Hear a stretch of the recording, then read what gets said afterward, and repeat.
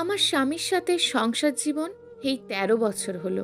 সম্পর্ক করে বিয়ে করেছিলাম আমরা। আমার ভাবির ভাই ছিল ও। আমি এতটাই অন্ধ ছিলাম যে ওর আমার সাথে রিলেশন চলাকালীন একাধিক সম্পর্ক ছিল, তা জেনেও আমি ভুলতে পারিনি ওকে। সে আমার থেকে বয়সে ছোট ছিল। বিয়েটা হয়েই গেল। একরকম সবার অমতে আমি বাসা থেকে পালিয়ে ওদের বাসায় চলে যাই। আমার ভাই রাজি ছিলেন না, তবুও কিছু করার ছিল না আমার। আমার শ্বশুর শাশুড়ির মেয়ে যেহেতু আমার ভাইয়ের বউ ছিল, তাই তারা আমার উপর অত্যাচার করতে পারেনি।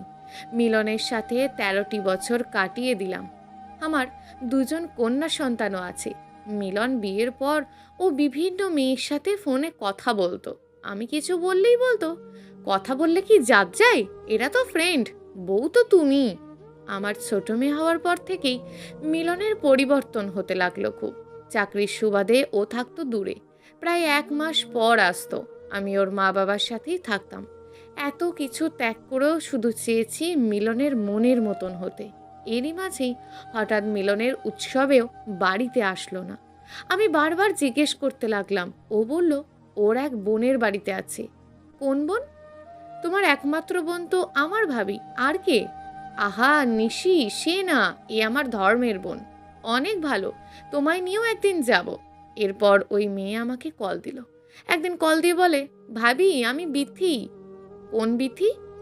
মিলন কিছু বলেনি? ওই যে আমাদের বাড়িতেও আসছিল, ওই যে ওই বোন। হ্যাঁ আমি সেই। ভালো আছেন? এরপর প্রতিনিয়ত ও কল দিত। মেয়েও বিবাহিতা, কথাও খারাপ লাগতো না। কয়েক মাস পর মিলনকে বললাম ওদের বাড়ি নিয়ে যেতে। মিলনও রাজি হয়ে গেল। আমরা বিধিদের বাড়িতে গিয়ে দেখি মেয়ে আমার চেয়ে বড় হবে। কিভাবে এই মেয়েকে মিলন বোন বানায় বুঝলাম না, তবুও স্বামীর ওপর অন্ধবিশ্বাস আমি রেখেছিলাম। ২ দিন ছিলাম। হঠাৎ এক রাতে মিলন দেখি আমাদের রুমে নেই। গ্রামে এত রাতে ও কই বা যাবে, এই ভেবে ওকে খুঁজতে লাগলাম। হঠাৎ এক রুম থেকে মিলনের হাসির শব্দ পেয়ে আমি রুমের সামনে গেলাম। রুমে দরজা দেওয়া। আমি দরজায় কান পেতে শুনছি, ভিতরে শুধু মিলন না, ভিতরে কোনো মেয়েও আছে। আচ্ছা, এ বাসায় বিথি ছাড়া অন্য মেয়ে তো নেই। আর বিথির সাথে দরজা বন্ধ করে হাসাহাসি করার কি মানে? দরজার পাশে এক ভাঙা জানালা ছিল। আমি জানালার পর্দা সরাতেই যা দেখলাম তা দেখার জন্য আমি কখনোই প্রস্তুত ছিলাম না। রুমের ভিতর বিথি আর মিলন একে অপরকে জড়িয়ে ধরে দাঁড়িয়ে আছে। বিথি বলছে, নিশিকে তো চোখে হারাও, আমার দিকে তো তাকাবার সময়ই নেই। মিলন হেসে বলে, ওকে দেখে হারানোর কি আছে, বিয়ের আগে সুন্দর ছিল, এখন ২ মেয়ের মা, বুড়ি বুড়ি ভাব, ভালোবাসার কি বুঝবে? এই আমার বিশ্বাসের দাম দিল ওরা। আমি রেগে গিয়ে দরজা অনবরত ধাক্কা দিতে লাগলাম। মিলন দরজা খুলে বিথির দিকে তাকিয়ে বলে, দরজাটা দিলে কেন বিথি? আমি মিলনকে ধাক্কা দিয়েই বিথিকে থাপ্পড় দিলাম। বোন সেজেছো তাই না? বোন ভাইয়ের সাথে নোংরামি করতে গায়ে বাঁধে না? ভয় নেই মনে? নিশি, কি শুরু করলে? তুই একটা কথাও বলবি না, একটাও না। তুই না বাবা হয়েছিস? এই প্রথম ওকে আমি তুই বলে সম্বোধন করলাম। বুক ফেটে কান্না আসছে। এতদিনের তিল তিল করে জমানো সম্মান আজ ভেঙে চুরমার হয়ে গেল। মেনে নিতে পারছি না, মা মেনেও উপায় নেই। মেয়েরা জানলে মরে যাবে, এই বলে কাঁদতে কাঁদতে রুম থেকে চলে আসলাম। সারা রাত বিলন আবার সামনেই আসেনি। মেয়েদের জড়িয়ে ধরে কাঁদতে লাগলাম। এখন যেখানে আমি আমার সন্তানের খেয়াল রাখার কথা, সন্তানের চোখে চোখে রাখার কথা, সে কিনা নিজের স্বামীকেই চোখে চোখে রাখতে হচ্ছে। আয়নার সামনে তাকিয়ে দেখছি নিজেকে। আচ্ছা মিলন, আমি বুড়ি হয়ে গেছি? কাকে ভালোবেসে হয়ে গেছি? তোমার সংসার সামলাতেই তো হয়েছি, তোমার বাচ্চারই তো মা হয়েছি। এর প্রতিদান তুমি এভাবে দিলে? ছোট্ট মেয়েকে বুকে জড়িয়ে নিয়ে কাঁদছি। ঘুমের ঘোরে মেয়ে খানিক বাদে তাকাই, আবার ঘুমিয়ে পড়ে। সারা রাত মনে হলো কোনো স্বপ্ন আমায় গ্রাস করেছে। বারবার কানে বাজছে, আমি বুড়ি হয়ে গিয়েছি। রাগে ক্ষোভে আমি সকাল হলেই নিজেকে নিয়ন্ত্রণ করতে না পেরে সবাইকে ডেকে বলে দিই যে বিথি আমার বরের সাথে অবৈধ সম্পর্ক করছে। আমার আস্থা ছিল বিথির পরিবার আর যাই করুক এই ব্যাপারে সাপোর্ট করবে না। তবে তারপর যা শুনলাম তা আমাকে আমার পায়ের নিচের মাটি নিয়ে গেল এক নিমেষে। বিথির মা উঠেই মুখের ওপর বলে দিলেন, মিলন তো বিথিকে বিয়ে করেছে, আমরাই সাক্ষী ছিলাম।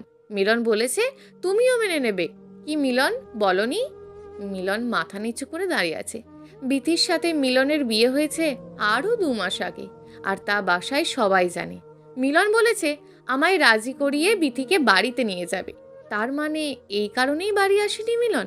আমি এরপর আর মিলনের দিকে তাকাতে পারিনি। আমি সন্তানদের নিয়ে একাই বের হয়ে আসি। গ্রামের সহজ সরল মেয়ের মনেও যে এত শক্তি আসতে পারে তা আমি নিজেকে দিয়েই প্রমাণ পেয়েছি। আমার সন্তানরাই আমার শক্তি জুগিয়েছিল। ঘৃণা লাগতো খুব, যে ঘৃণা মিলনকে ভালোবাসার মানুষের থেকে এক নিমেষে ঘাতকে পরিণত করেছে। ভালোবাসা থেকে ঘৃণায় পরিণত হলে তা খুব ভয়াবহভাবে কাজ করে, তাকে খুন করতেও বাঁধে না। আমি আমার মেয়েদের নিয়ে বাপের বাড়ি চলে এলাম। বাপের বাড়ি বলতে মা ভাবির সংসারে, আর ভাই দূরে থাকে। ভাবির সব বলতে ভাই দিয়েছে। মেয়েদের তো আর তোকে আমি চালাতে পারবো, ওর কাছে যেতে হবে না। মাথার ওপর ভাই তখন বিশাল আসমানের ন্যায় ছায়া হয়েছিল, আর সন্তানরা ছিল আমার শক্তি। আমার লক্ষ্য ছিল যে কিছুর বিনিময়ে ওই লম্পটটাকে শাস্তি দেওয়া। ভাই কড়া গলায় ভাবিকে জানিয়ে দেয়, আমার বোনের দিকে যে তাকায়নি সেই ভাইয়ের সাথে সম্পর্ক রাখা যাবে না, লম্পটের একটা ব্যবস্থা করতেই হবে। আমিও আমার ভাইয়ের কথার বিরোধ হইনি। কার জন্য হব যে কিনা আমার সাজানো সংসার এভাবে নষ্ট করে দিল? মেয়েগুলো কেমন বিষণ্ণ মনা হতে রইল। বাবা মরে গেলে এক, কিন্তু যার বাবা তার মাকে এভাবে প্রত্যাখ্যান করে সেই মেয়েগুলো তো বেঁচেও মরে গিয়েছে। আমি ভাবলাম মিলনকে ডিভোর্স দিয়ে দেব, তবে তার আগে ওর বিরুদ্ধে প্রতারণার মামলা করব। তাই করেছি। ভাবি নিজেও তার নিজের ভাইয়ের বিরুদ্ধে গিয়ে আমার পক্ষ নিয়েছিল। মামলা করার পরপরই পুলিশ ওকে নিয়ে যায়। 3 দিন জেলেও থাকে, আর ওর চাকরিও চলে যায়। যে মনে একদিন ছিল দোয়ায়, সেই মনে কত কেঁদেছি ওর শাস্তি পাক। জেলে যেদিন দেখতে গেলাম মনের ভিতর হু হু করতে রইল। আমি তার চোখে কোনো অনুতপ্ততা দেখিনি, বরং তার ছিল আমার প্রতি ক্ষোভ। তার চাকরি যাওয়ার কারণ হলাম আমি। শুধু জিজ্ঞেস করেছিলাম, বিথিকে ছাড়বে? আমার টাকা লাগবে না, আমি কাজ করে খাওয়াবো তোমায়। সে প্রত্যুত্তরে আমায় বলেছিল, সম্ভব না, চাইলে তুমি আমায় ছেড়ে দিতে পারো। ওই সম্ভব নয় কথাটাই মন থেকে আমার আর ওর মাঝে বিচ্ছেদ ঘটিয়ে দেয়। আমি ওকে মন থেকে আর স্বামী মানি না, কখনোই পারবো না। বাসায় এসে ভাবতে থাকি, আমার অনেক কাজ, মেয়েদের পড়ার ব্যবস্থা করা দরকার। দরকার হলে আমি গার্মেন্টসে যাব, তাও মেয়েদের শিক্ষিত বানাবো, যাতে আমার মতন অবস্থায় পড়লে দিক বেদিক না হতে হয়। সকালে ভাবির কণ্ঠ শুনে ঘুম ভাঙে আমার। দরজায় কান পেতে শুনি ভাবি মিলনের সাথে ফোনে কথা বলছে। তখন বুঝতে বাকি নেই মিলন জেল থেকে ছাড়া পেয়েছে। ভাবি বারবার বলছিল, পুরুষ হলে যে জেল খাটিয়েছে তার দিকে মুখ ফিরিয়েও তাকাবি না। আমি চাইলেই আমার ভাইয়ের কাছে বলতে পারতাম, বলিনি। আমি চাইনি আমার জন্য আর একটি সংসার নষ্ট হোক। কিছুদিন পরই ভাবি আমার সাথে খারাপ আচরণ করতে থাকে। তার সংসারে আমরা বোঝা, এমনই বলতে থাকেন। 3 জন মানুষের খাবার জোগাতে সে হিমশিম খাচ্ছে, যেখানে ভাইয়ের বাসায় আমি কাজের বুয়ার মতনই সারাদিন পরিশ্রম করতাম। চিন্তায় কাজ করতে গিয়ে ক্লান্ত হয়ে ঝিমাতাম, মাথায় কাজ করতো না। একজন মানুষ 38 থেকে 40 বছর বয়সে এসে যদি বোঝে তার বিগত জীবনটাই বৃথা, তখন তার ইহকাল নরক হয়ে যায়। আমারও তাই হয়েছে। দিন দিন ভাবি আমার মেয়েদের সাথেও খারাপ আচরণ করতে থাকে। আর তার চেয়েও কষ্টের হলো, মিলন যে বিথিকে বিয়ে করবে তা আমার ভাবিও জানতো। কথায় কথায় সবই জেনেছি। এত বড় শত্রুর কাছে থেকে কি হবে? আমি মেয়েদের নিয়ে শ্বশুর ঘরে চলে আসি। আমি পদে পদে বুঝেছি, মেয়েদের নিজেদের পরিচয় না তৈরি করলে পিংপং বলের মতন হয়, এই দুয়ার ওই দুয়ারে লাথি খেয়ে গড়ায়। না আছে আমার বেশি শিক্ষাগত যোগ্যতা, না আছে আমার চাকরি করার ক্ষমতা। ডিভোর্স দিলে আমি কি করে থাকবো মেয়েদেরকে নিয়ে? তখন হয়তো মেয়েদের সৎ মায়ের কাছে থাকতে হবে, আর আমি চাকরি করতে গেলেও ধোঁকা খাবো, নয় মেয়েদের চিন্তায় পড়ে রাস্তায় মরতে থাকবো। বেশি হলে আমার বিয়ে দিয়ে দেবে। আমার মেয়েদের দীর্ঘ নিঃশ্বাসে আমিই শেষ হব। সবাই বলবে, মেয়ের মা নষ্ট না হলেও বিয়ে করে কিভাবে? আর যার বাবা মা এমন, তার মেয়েদের কেউ বিয়ে করবে না। ভাবলাম এদের বিয়ে দিয়ে দেবো কি করে? তাই শ্বশুর ঘরে আমি খড়কুটো আগলে রইলাম। মনে চিন্তা ছিল, মেয়েরা লেখাপড়া করে বিত্ত হলেই আমি চলে যাব দূরে কোথাও। এদিকে মিলনের শ্বশুর বাড়ির লোক মিলনকে চাকরি দিয়েছে, তাতে বিথি এখন সবার পছন্দের বউ। আমার শাশুড়ি এসে আমার মাথায় হাত রেখে বলেন, শোনো, মহিলাদের এমন দেমাগ থাকতে হয় না, ছেলে মানুষ এসব করে, মেনে নে। মাঝে মাঝে কল দিস, মায়া না থাকলে পুরুষ মানুষ বাঁধা যায় না। আমার গা গুলে আসে, কানে বাঁচতে থাকে, আমি বয়স্ক হয়ে গেছি। উনুনের পাশে হলুদ কুকুর বসে ঝিমায়। মিলনকে আমার অমনই এক পশু মনে হয়। শাশুড়ি ফোনটা এনে হাতে দিয়ে বলেন, দে, কল দে। ও টাকা পয়সা না দিলে চলবে কি করে? মিলনকে কল দিলাম। এত মাস পর আমার কল পেয়ে ও আমার সাথে খারাপ আচরণ করেনি। শত হলেও এককালে তো ভালোবেসেছিল। 13 বছর সম্মান করেছি ওকে। আর যাই হোক, ওর সন্তানের মা আমি। এতদিন পরে কল দিলে জেলে নেবে নাকি আবার? আমি হেসে বললাম, না, সেই ক্ষমতা আমার নেই। মেয়েদের জেদ যেখানে দেখানোই ভুল। বিয়ে যখন করেছো তা তো আর মুছে ফেলা যাবে না। এখন আমাদের সন্তানের ভবিষ্যতের কথাও ভাবা দরকার আছে। তুমি বাড়িতে না আসো ঠিক আছে, তবে সন্তানদের লেখাপড়ার খরচ চালিও। মিলন বলল, নিশি, আগে বুঝলেই হতো। আমি তো তোমাদের স্থান আগের মতোই রাখতাম। আমার ঘৃণার চোখে জল টপ টপ করে ঝরতে থাকে। একবার একবার যদি অনুতপ্ত হতো, একবার যদি ভুল স্বীকার করতো, আর কিচ্ছু চাওয়ার ছিল না আমার। আমি তখন ভিতর থেকে কান্না দমকা বাতাসের মতন বের হয়ে আসছে। ওর ভিতর থেকে কোনো অনুতপ্ততা নেই, না আছে অপরাধবোধ। আমি মুখের শাড়ির আঁচল গুজে কথা বলছি। মিলন বলল, আমি তোমার ওপর কোনো অবিচার করব না, কালই টাকা পাঠাবো। তবে একটা শর্ত, তুমি তোমার ভাইয়ের সাথে আর যোগাযোগ রাখবে না। আমি জানি আমার প্রতি যত ক্ষোভ সেই তৈরি করে দিয়েছে। আমি তাচ্ছিল্য ভরা হাসি দিয়ে বললাম, না, রাখবো না। কারণ আমি যদি আমার ভাইয়ের সাথে তেমন যোগাযোগ রাখি তাহলে তোমার বোনের সংসার টিকবে না। উপাস থেকে আর কথা আসে না, একদমই আসে না। মনে মনে বললাম, এর চেয়ে আর কি অবিচার আছে? সব মুখ বুঝে মেনে নিচ্ছি আমার সন্তানদের জন্য। আজ ওরা না থাকলে মরেই যেতাম। কি আছে আমার বাঁচার অবলম্বন? শুধুই ওরাই দুজন। বাঁচতে টাকা পয়সা কিচ্ছু লাগে না একটি মেয়ের, শুধু পাচ্ছে চরিত্রবান একজন স্বামীর হাত থাকলেই হয়। আমার যে তাই নেই। মেয়ে দুটো মুখ গম্ভীর করে রাখতো। বড় মেয়েটা বাবা বলতে পাগল ছিল, আজকাল বাবাকেও ভয় পাই। হঠাৎ একদিন সকালে মিলন বিথিকে নিয়ে হাজির। দরজার আড়ালে দাঁড়িয়ে আছি আমি, যে মানুষটার জন্য নতুন শাড়ি, চোখে কাজল পরে অপেক্ষা করতাম। আজ তার ডান পাশে দাঁড়ানো বিথি। গোলাপি শাড়ি, মাথায় ঘোমটা পরে হাসি মুখে দাঁড়িয়ে আছে অভয় হয়ে। আজ সবচেয়ে ভরসার জায়গা তার স্বামী। আমার শ্বশুর শাশুড়ি হাসি মুখে ঘরে তুলছে। এখন বুঝলাম এতদিনে তাদের খেদমত করেও মন পাইনি। শাশুড়ি মা বিথির দুগালে হাত দিয়ে আদরের ন্যায় বলেন, একদম পুতলা বউ। শুনতে পেলাম বড় মেয়েটা হেঁচকি তুলে কাঁদছে। একের পর এক মানুষ আসছে নতুন বউ দেখতে। বলতে গেলে আমার বড় কয়েক বছর এগোলেই যেখানে আমারই মেয়ের উপযুক্ত হবে সেখানে তার বাবা বউ নিয়ে এসছে। আমি জানি আমার মেয়েদের বুকের ভেতর জমানো দাগ কেউ সরাতে পারবে না। ছোট মেয়েটার জ্বর উঠল, তার বাবা মায়ের মাথায় হাত দিয়ে দেখেছেন। এরই মাঝে বিথি এসে মিলনকে বলল, আপনি এখানে? আমি নতুন এলাম, একা একা বসে আছি, চলেন কথা আছে। মিলন অনিচ্ছাকৃত চলে গেল। আমি জানি আমি মেয়েদের রেখে চলে গেলে এই দুনিয়ায় ওদের আপন বলতে কেউ থাকবে না। পাশের রুম থেকেই বিথির হাসির শব্দ ভেসে আসে। আমার স্থান হয়েছে আমার মেয়েদের কক্ষে। 13 বছর যে কক্ষে আমাদের কত স্মৃতি রয়েছে, আজ সব বিসর্জন দিয়েছি। মনেই আবেগ যেখানে কবর দিয়েছি সেখানে রুম তো সামান্য জিনিস। পুরুষেরা কি ধাতু দিয়ে গড়া হয়? যে রুমের ভেতর প্রতিটা কোণায় আমার স্মৃতি জড়ানো, মিলন কি করে অন্য মেয়েকে সেই এক জায়গায় বসায়? আমি মরিনি, জ্যান্ত মানুষের সামনে কি করে অন্য মহিলাকে একইভাবে ভালোবেসে কাছে টেনে নেয়? তাদের হাসির শব্দ বেড়েই যাচ্ছে, সাথে বাড়ছে আমার বুকের ভিতর ক্ষতর ব্যথা। ছোট মেয়েটা জ্বরের ঘুরে বলে উঠছে, আম্মু, আমায় রেখে যেও না আম্মু। মেয়েকে শক্ত করে ধরে আগলে নিয়ে বলতে থাকলাম, মরলে একসাথে মরবো, বাঁচলেও একসাথে। আমার পাওয়া প্রতিটা ক্ষতের দাম তোরা দিস মা। নিজের পায়ে দাঁড়িয়ে আমার সম্মান রাখিস। রান্নাঘর থেকে উচ্চস্বরে আমার শাশুড়ি আমায় ডাক দিয়ে বললেন, বড় বউ, পোলাওটা দেখো তো ঠিক হয়েছে কিনা। আমার কাছে এ বাড়ির এক মরা মাড়ির মতন। মরা বাড়িতে কেউ শোক রেখে পোলাও রান্না করে? মানুষ সিনেমার অভিনয়কেও হার মানায়। হার না মানালেও 13 বছর যাকে বৌমা বলে সম্বোধন করতো, আজ তা এক ঝটকায় বড় বউ হয়ে গেল। কি অদ্ভুত দুনিয়ার খেল। খাবার সব পরিবেশন করে ক্লান্ত হয়ে বিছানায় শুয়ে রইলাম। কোন পাপের শাস্তি পাচ্ছি জানি না আমি। শাশুড়ি মা কথায় কথায় ঝাড়ি তুলে ডাকতেন। আজকাল আমার বিরুদ্ধে নানা অভিযোগ তার। কারণ আমি তার ছেলের চাকরি নষ্ট করেছি, আর ওই বউ চাকরি দিয়েছে। ছেলে যেখানে খুশি সেখানেই তার মা বাবা সুখ খুঁজে পান।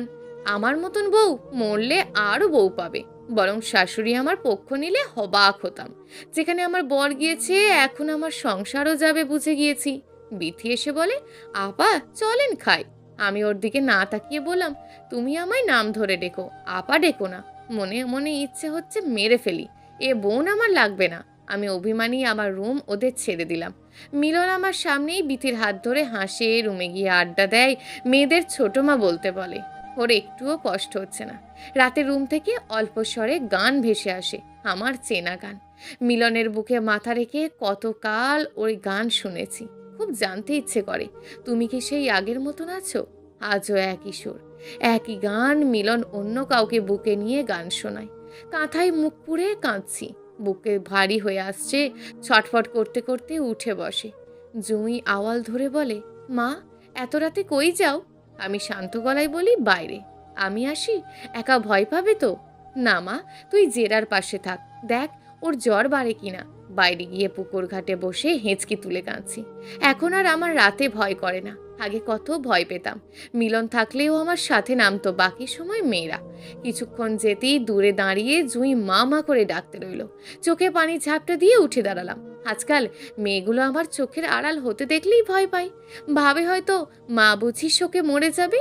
মা যে পাথর হয়ে গিয়েছে। জুঁইকে নিয়ে ঘরে এলাম।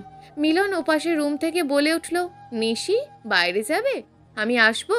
আমি না বলতে নিলেই শুনতে পাই বিথি বলে, থামেন, সে কি কচি খুঁকি নাকি? মেয়েরা আছে না? মিলন কিছু বলতে গিয়েও যেন থেমে গেল।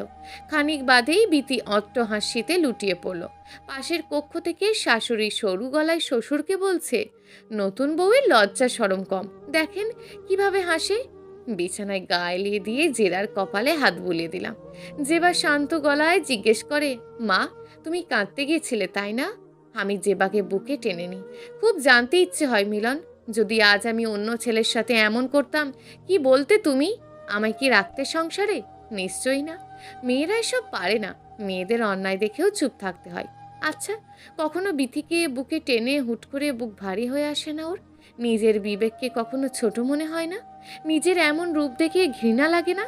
বিথির মাঝে কখনো আমায় দেখে না? নাকি পশু আরও সমান, শুধু চায় শিকার আর তাজা মাংস? আজকাল লজ্জাও নেই মনে হয় মিলনের। বাবা মায়ের সামনেই বউয়ের হাত ধরে কথা বলে। আর এক সময় আমি শিখিয়েছিলাম ভদ্রতা কি, নম্রতা, সম্মান কি। আজ আমার খারাপ লাগে না। মিলন তার বউকে নিয়ে আমার পাশের রুমেই থাকে, তাতে আমার বিন্দুমাত্র কষ্ট হয় না। কেন হবে? ওকে আর আমার সেই মিলন মনেই হয় না, পরপুরুষ মনে হয়। রুমে আমি আর আমার ভালোবাসার ঘ্রাণ পাই না। পরপুরুষ আর লম্পটের বিকট গন্ধে আমার দম বন্ধ হয়ে আসে, গা গুলিয়ে বমি পাই। পরপুরুষ আর তা যাই করুক, আমার কি? তবে মাঝে মাঝে বুকে ব্যথা হয়, মাঝে মাঝে চোখ ভারী হয়ে আসে, মাঝে মাঝে ঘন নিঃশ্বাস বের হয় এই ভেবে জীবনের প্রথম পবিত্র মন দিয়েই ভুল মানুষ চিনলাম। আফসোস হয়, যদি নিজের পায়ে দাঁড়াতাম আজ উচিত জবাব দিয়ে মন ঠান্ডা করতাম। দুদিন বাদে মিলন আমার কাছে আসে, ছুতো পেলেই হাত ধরে। আগের মতন বাহানা খোঁজে স্ত্রী হিসাবে দূরত্ব দূর করার। আমি এড়িয়ে চলি। একদম এড়াতে না পারলে বিথিকে ডাক দিই, যাকে ঘৃণা মন থেকেই এসে যায়। তার প্রতি আর মায়া অনুভূতি কাজ করে না। বিথিকে রেখে মিলন কাজে যায়, দরকার ছাড়া আমি কথা বলি না। এক সময় মিলন এর সাথে ঘন্টার পর ঘন্টা ফোনে কথা হতো আমার। আজ মানুষ পাল্টেছে, পাল্টেছে গলার স্বর। আজ আমার কণ্ঠ ভালো লাগে না মিলনের। ফোন কল শূন্য থাকে, কল দিলেও বাচ্চাদের চাই, তারা কথা বলে না। বড় মেয়ে দু এক লাইন বলেও ছোট মেয়ে খুবই অভিমানী, একেবারেই কথা বলে না। বিথির কানে সারাক্ষণ ফোন লেগেই থাকে। আমি জানি না আমার জায়গায় অন্য মেয়ে হলে কি করত, তবে আমার আর কিছু করার ক্ষমতা নেই। মাঝে মাঝে ধ্যান দিয়ে দেখি বিথির কি এমন সুন্দর যা আমার ভিতরে নেই। মেয়েদেরকে মাঝে মাঝে জিজ্ঞেস করি, মা বলতো আমি ফর্সা নাকি তোর ছোট মা? বড় মেয়ে টপ টপ করে চোখ দিয়ে পানি ছেড়ে দিত, আর ছোটটা মুখের ওপর বলেই দিত, ওই মহিলারে মা বলতে যাব কেন? ওই মহিলা তোমার পায়ের নখের যোগ্যতা নেই। এই মাঝে বিথি এসে বলে চলে, তোমাদের গোসল করিয়ে দিই? বড় মেয়ে উঠে বলে, আমি মায়ের সাথে করব। বিথি মুখ মাখিয়ে বলে, এত বড় হয়েছ, এখনো মায়ের সাথে কি? ছোট মেয়ে বলে ওঠে, আপনার তাতে কি? বিথি উঠে মেয়ের গালে চড় বসিয়ে দেয়। আমি তখন রাগ আর সামলাতে না পেরে বলি, বিথি দেখো, মেয়েদের গায়ে আমি কখনো হাত তুলি না, তুমি খবরদার এটা করবে না। বিথি রাগান্বিত হয়ে বলে, শাসন করতে জানতে হয়, সে অধিকার নেই তোমার। বিথি কেঁদে কেঁদে মিলনকে কল দিল। মিলনও রাগ করছে বিথিকে, মেয়েদের গায়ে হাত মিলনও হাত তোলেনি কখনো। এরই মাঝে এক অচেনা নাম্বার থেকে বারবার বিথিকে কল দেয়। বিথি লোককে ঝাড়ি দিয়ে বলে, পারলে আসেন সামনে, কিছু করতে পারবেন না। আমার অবাক লাগলো, কাকে এমন বলে? বিথির অগোচরে আমি ওর ফোন থেকে নম্বর নিয়ে কল দিলাম। পরে জানতে পারি সে বিথির প্রথম বর, তার সাথে 18 বছর ঘর কোলে পালিয়ে আসে, পরে ডিভোর্স দিয়ে দেয়। এরাও মেয়ে, যে নিজের ঘর ভাঙে সে কি করে বুঝবে কারোর ঘর ভাঙার কষ্ট? এই মেয়েদের জন্যই মেয়েদের শত্রু বলা হয়। আমি তাকে বাড়ির ঠিকানা দিয়ে বললাম আসতে। আমি জানি না আমি ভুল করছিলাম নাকি। রাগ ক্ষোভ আমায় অবুঝ করে তুলেছিল। চাইতাম ও চলে যাক আমার চোখের সামনে থেকে দূরে। বিথিকে সহ্যই হয় না আমার। কথা বলার পরের দিন লোক বাসায় এসে হাজির। আমার শাশুড়ির জন্য ওকে নিতে পারেনি, তারাও জেনে যায় আমিই ঠিকানা দিয়েছিলাম। পরের দিনে মিলন এসে আমার সাথে রাগারাগি করে, বিথিকে তার কাছে নিয়ে যায়। যাক, তাও ভালো, এই ভেবে শান্তি পাচ্ছি ওকে সামনে দেখতে হবে না। আমার শ্বশুর তার কয়েকদিনের মাঝে অসুস্থ হয়ে বিছানা নেন। তখন কোনো বিথি এসে সেবা করেননি, তখন আমিই ছিলাম তাদের একমাত্র অবলম্বন। প্রায় 3 বছর হয়ে গেল। ধীরে ধীরে মিলন কল দেওয়া অফ করে দিল, সাথে টাকা দেওয়া। শুনলাম ওদের ছেলে হয়েছে। 18 বছর পরেও যার বাচ্চা হলো না, এখানে 3 বছরে বাচ্চা, তাও ছেলে। মিলনের কত ইচ্ছে ছেলের গলায় বাবা ডাক শুনবে, তাও পূরণ করে দিল। আমি সেলাই মেশিনে কাজ করা শুরু করি, তা দিয়ে সংসার চালাই। শ্বশুরও মারা যায় কয়েক বছর বাদে। মিলন এসেছিল, কি রোগা হয়ে গেছে, চোখের নিচে কালি। মিলনের মা বলেই দিয়েছে আর আমাদের খোঁজ নিতে হবে না। শাশুড়ি দেরিতে হলেও বুঝেছিলেন আমার গুরুত্ব, তাই মিলনের মুখের ওপর বলে দিল, তোর বাবা তো চলেই গেছে, আমি আমার এই নাতনিদের নিয়েই কাটিয়ে দেব। আমার যা আছে তা এদেরই দিয়ে যাব। আমার কাছে এসে মিলন হাত ধরে ক্ষমা চাই। আমি বলি, মাপ চাইবার কিছু নেই, তুমি আর এসো না এই বাড়িতে।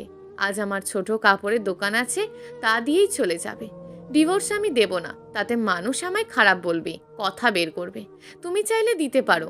মিলন চুপচাপ ছিল, একটা কথাও বলেনি। আমি ঘৃণার ওর চোখের দিকেই তাকাইনি। অভিমান নিয়ে না খেয়েই চলে যায়। চেহারায় অনেক চিন্তার ভাঁজ আমি লক্ষ্য করেছি। ভুল মানুষকে কত নিচে নামিয়ে দেয়। পাপ মানুষকে করে আপনজন হারা, ঘর হারা। একদিন ভোর রাতে মিলনের কলে আমার ঘুম ভাঙে। আমি ঘুমের মাঝে রিসিভ করলাম। ওর কান্নার শব্দে আমার ঘুম ভেঙে যায়। এই প্রথম ওর কান্নার শুনতে পাই। ঘুম চোখেই বললাম, কাঁদছো কেন, কি হয়েছে? মিলন কাঁপা কাঁপা স্বরে বলল, নিশি, আমায় ক্ষমা করে দিয়েছো? এত রাতে আবার কি শুরু করলে? নিশি, আমার শরীরে বড় রোগ জমেছে, মাকে জানিও না। আমি টাকার জন্য চিকিৎসা করাতে পারি না। বিথি কই? ও ছেলেকে নিয়ে বাপের বাড়ি। খালি সন্দেহ করে, ইচ্ছে করে সন্দেহ করে আমার এই অবস্থায় রেখে চলে গেল। বলেছে আমায় ডিভোর্স দেবে। দিক, আমার আর কিছু ভালো লাগে না। তোমার তো একজনকে বেশি দিন ভালো লাগে না। আমি ক্ষমা করে দিয়েছি অনেক আগেই। তবে তুমি বাড়িতে আসলে আমি মেয়েদের নিয়ে চলে যাব। আমি আর নতুন করে তোমায় নিয়ে ভাবতে চাই না। তুমি মরে গেছো সেই রাতেই, যে রাতে আমি তোমার চোখে বুড়ি হয়ে গিয়েছিলাম। তুমি মরে গিয়েছো সেই রাতেই, যে রাতে আমার সাথে প্রতারণা করেছিলে। তুমি মরে গিয়েছো সেদিন, যেদিন নিশ্চিন্তে বিথিকে বুকে নিয়ে ঘুমালে। জানো মিলন, ভালোবাসা শুধু চেহারার মোহ না। আমি কখনো তোমার মাঝে সেই তফাৎ দেখিনি, কারণ আমি এক নজরেই দেখেছি যার পরিবর্তন আমার চোখে লাগেনি। আজ আমি সেবা করতাম, দরকার হলে অন্যের বাসায় কাজ করেও সেবা করতাম। সে পথ তুমিই নষ্ট করেছো। তুমি নিজের বাড়িতেই আসতে পারো, তবে আমার বর হিসাবে আসবে না। এই কয়েকটা বছরের বাস্তবতা আমায় আর কিছু দিক বা না দিক অনেক কঠিন হৃদয়ের অধিকারী করে দিয়েছে। হরহর করে বুকে জমে থাকা কথা বলে দিলাম। আমি শুধু অপর পাশ থেকে কান্নারই শব্দ শুনতি। মিলন সরু গলায় বলল, একবার ভাবা যায়? আমি ওর মতোই কঠিন গলায় উত্তর দিলাম, সম্ভব না। চাইলে ডিভোর্স দাও। এত বছর পর কথা ফিরিয়ে দিতে পেরে যেন মন হালকা হলো। বাইরে বৃষ্টি হচ্ছে, জানালা খুলে দিয়ে বাইরে তাকিয়ে আছি। টের পাচ্ছি যেন বুকের ভেতর জমা কষ্ট এভাবেই ঝরে যাচ্ছে। এরপর বহুকাল পার হয়ে গেল, মিলনের সাথে যোগাযোগ নেই। আমার শাশুড়িও মারা গিয়েছেন, দেখতেও আসেনি মিলন। বড় মেয়েটা মাস্টার্সে ভর্তি হলো। আমার জীবনে অতৃপ্তটাটুকু আমি আমার মেয়েদের দিয়ে পূরণ করতে চেয়েছি। আমার মেয়েরাও আমার মতন হয়নি। তাদের গায়ে লম্ফটের রক্ত থাকা সত্ত্বেও তারা দুজনেই মায়ের কষ্ট বোঝে। তারা তার মায়ের মতন আবেগের বশে ভুল সিদ্ধান্ত নেয় না।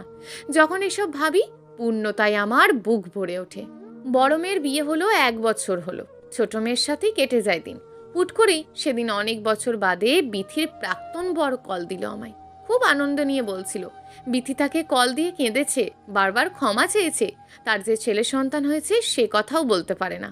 কথাটা শুনে বুকের ভিতর চাপা পড়া আগুনটা জ্বলে উঠল। ছেলের মুখে বাবা ডাক শোনাটা যে খুব শখ ছিল মিলনের কথা আর জানতে চাইনি। আমি জানি না ও বেঁচে আছে কিনা, তবে আমি জানি রাত ভোর জমা কারোর দীর্ঘ নিঃশ্বাসের স্তূপের ভার এগিয়ে কেউ সুখী হতে পারে না। আমি চাই মিলন বেঁচে থাকুক, একটিবার নিজের বিবেকের কাছে প্রশ্নবিদ্ধ হোক। মরে গেলেই তো সব শেষ। কারণ মোনাজাতে রাতের পর রাত চোখের জলের মূল্য দিতে হলেও ওকে বেঁচে থাকতে হবে। সাঁতার না জানা প্রতীক যেভাবে জলে পড়ে দিক বেদিক ছুটে বেড়ায় ঠাঁই না পেয়ে, ও আমৃত্যু হাঁসফাঁস করবে এভাবেই। আমি জানি কোনো না কোনো সময় মানুষের আবেগের আর কাজ করে না। তখন বিবেকের দরজা খুলে অতীতের ভুলগুলি তীরের মতন ছুটে এসে একে একে বুকে বেঁধে। এই ঘায়েল খুব যন্ত্রণাদায়ক। আমি এখন শান্তিতে ঘুম দিই। আমার বুক আর খাঁ খাঁ করে না। আমি মনে প্রাণে জানি বিথির অনেক রাতই এখন নির্ঘুমে কাটে। আমার সন্তানরা যখন মা বলে ডাকে, বুকের ভিতর প্রশান্তির বাতাস বয়ে যায়। বিথি যখন মা ডাক শুনতে না পেয়ে ছটফট করে, ওপরওয়ালা কাউকে খালি হাতে ফেরায় না, তেমন সবার কর্মের ফল পায়, শোধ করে দেন। মানুষ শারীরিকভাবে মরে, ভুল করে মানসিকভাবেও কারোর কাছে মারা যায়। মিলন আমার কাছে মৃত। একটা ভুল আমার কাছে ওর মৃত্যু ঘটিয়ে দিল। কত স্বপ্ন ছিল, কিছুই পূরণ হয়নি। এক দালানে বৃদ্ধ সময়ের সঙ্গী হব বলে প্রতিজ্ঞা করেছিলাম, সবটাই স্মৃতি। মাঝে মাঝে জিজ্ঞেস করি ওপরওয়ালাকে, সবই যদি শেষ করার হলো তবে শুরু কেন হলো? সান্ত্বনা আমি পাই, খুব পাই। সব কর্মই যদি ভালো হতো, কর্মফল ভোগ করতো কে? বড় বই জুঁই আর আমার মেয়ে জামাই রাফিকে নিয়ে বেড়াতে এলো। নতুন জামাই হয়েও ছেলেটা যখন আমার কাছে এসে বলল, মা আপনি কোন মাছটা বেশি পছন্দ করেন? আমি কিছুটা আমতা আমতা করে বললাম, রুই মাছ। নিজের ছেলের মতন বাজারে গিয়ে আমার পছন্দ অনুযায়ী মাছ নিয়ে এলো। আমি আর জুই মনের আনন্দে রুই মাছ রান্না করছি। মাছের ঘ্রাণ সারা ঘর মোমো করছে। ছোট মেয়ে জেবা উনুনের কাছে এসে হেসে হেসে বলল, মা জানো ভাইয়া কি করছে? আমি জেবার দিকে তাকিয়ে বললাম, কি করছে? আমার পড়ার টেবিলটা ভেঙে গিয়েছিল না, ওটা মিস্ত্রির মতন মেরামত করছে। আমি জুইয়ের দিকে তাকিয়ে কিছুটা গম্ভীরভাবে বললাম, এই জামাই মানুষ কি সব করে, যা বারণ কর গিয়ে। কি ভাববে বলতো? জুই উনুন থেকে পাতিল নামাতে নামাতে বলল, কি ভাববে, বাদ দাও তো, ও অমনি। আমার ছেলে না থাকার আফসোস ভুলে গিয়েছি। সবাই একত্রে খেতে বসেছি। রাফি ঘরের বাইরে চেয়ার পেতে বসে বলল, জুই যেবার টেবিলটা তো মৃত্যুবরণ করেছে, কয়েকদিনের মাঝেই নতুন টেবিল আনতে হবে। আমায় মনে করিয়ে দিও তো, পরের সপ্তাহে টেবিল নিয়ে আসবো। ছেলেটা ঘরে জামাইয়ের চেয়েও ছেলে হয়ে উঠেছে, খুব মিশুক, তাই আপন করতে সময় নেয়নি মোটেও। খাবার খেতে নেওয়া মাত্রই মাছের মাথাটা আমার থালায় তুলে দিয়ে বলো, মা মাছের মাথা মাকেই খেতে হয়। আপনার এখন বেশি পুষ্টির দরকার। আপনার যখন যা খেতে ইচ্ছে করবে আমায় কল দিয়ে জানাবেন। আপনি তো জানেন আমি জন্মের পর মাকে দেখেছি 4 বছর, তার চেহারাও মনে নেই আমার। যে আমার দুনিয়ায় আলো তার চেহারাই মনে আসে না। কি অদ্ভুত তাই না? আমি আপনার মাঝে তাকে দেখতে পাই। রাফির কথা শুনে গলা ভাত দিয়ে নামছেই না। ভিতর থেকে খুব কান্না আসলো, কালবৈশাখী ঝড়ের মতন ধেয়ে আসছে। আমি উঠে দাঁড়িয়ে বললাম, খাও তোমরা, আমি ডালের পেয়ালা নিয়ে আসি। ভাবি আমরা যা হারাই তা সৃষ্টিকর্তা 1000 গুণ ফিরিয়ে দেন। সেদিন মরে গেলে এত সুখ হয়তো দেখা হতো না। পাশের রুমে দাঁড়িয়ে কাঁদছি। মাঝে মাঝে কান্না চাপিয়ে রাখা যায় না। আজকাল কান্নার ওপর কোনো জুলুম করতে পারি না আমি। কান্না আসলে চাপিয়ে রাখি না, কাঁদি, হালকা হই। জেবা জুঁইকে বলছে, বুবু আমি জানি মা ডাল আনতে যাবার ছুতোয় কান্না করতে গিয়েছে। জুঁই মা মা বলে দুবার ডাক দিলে আমি চোখ মুছে দৌড়ে রান্নাঘরের দিকে গিয়ে চেঁচিয়ে বলি, আসছি। আস্তে আস্তে শুনছি রাফি জুঁইকে বলছে, খাবার কম খাও কেন, বেশি নাও, না খেলে ব্রেন কাজ করবে কি করে? চাকরির জন্য ভালোভাবে প্রিপারেশন নিতে হবে। নিজের আলাদা পরিচয় হোক তোমার, আমি এটাই চাই। জুঁই রাগান্বিত হয়ে বলে, চাকরি ভালো লাগে না। রাফি ভাত মুখে তুলতে তুলতে বলে, তাহলে দিনরাত রান্নাঘরের কাজে লাগিয়ে দেব। জেবা আজ থেকে ওকে বুয়া বলে ডাকবা। জেবা অট্টহাসিতে মেতে ওঠে। ওদের এমন দৃশ্য দেখে মনে শান্তিতে পূর্ণ হয়। ভাবতে থাকি, যে বর তার স্ত্রীর আলাদা পরিচয়ে তৈরি তো উৎসব দেখ, সে আর যাই হোক মিলনের মতন কাপুরুষ নয়। পূর্ণিমা রাত, গ্রামে বিদ্যুৎ যায় বললে ভুল হবে, আসে মাঝে মাঝে। হ্যারিকেনের আলোয় উঠানো পাটি বেতে বসে আছে রাফি, জুঁই, জেবা। পেয়ালায় মুড়ি গুড় সাজিয়ে নিয়েছে। আমি কিছুটা দূরে আবডালে। গানের কলি খেলছে ওরা, দুই বোন এক দলে আর রাফি আলাদা দলে। জেবা খানিক বাদে বাদে বলছে, ভাইয়া আপনি চিটিং করেন, এত দুর্নীতি করলে কিন্তু খেলা পন্ডুল করে দেব। ওই চিটিং করলাম, তুমি কি দিদকের লোক নাকি? জেবা অভিমানের স্বরে বলে, চিটিং তো চিটিংই, আপনি সুর ঠিক রেখে মনের ইচ্ছা মতন গান বানিয়ে যাচ্ছেন। এই গান আমি জীবনে শুনিনি। রাফি হাসে, হাসতে হাসতে বলে ওঠে, তা বা আপনার জীবন খান কত বড়। একে একে গান আঁকায়। আকাশের চাঁদটা মাঝে মাঝেই নারকেল পাতার মাঝে উঁকি দেয়। প্রিয় দর্শক, এই গল্পটা আপনাদের কেমন লাগলো তা অবশ্যই একটি কমেন্ট করবেন। আর যদি গল্পটা আপনাদের ভালো লেগে থাকে তাহলে ভিডিওটিতে একটি লাইক করে দেবেন এবং এই ধরনের ভিন্ন স্বাদের গল্প শোনার জন্য চ্যানেলটিকে অবশ্যই সাবস্ক্রাইব করে আমাদের সঙ্গে যুক্ত থাকুন।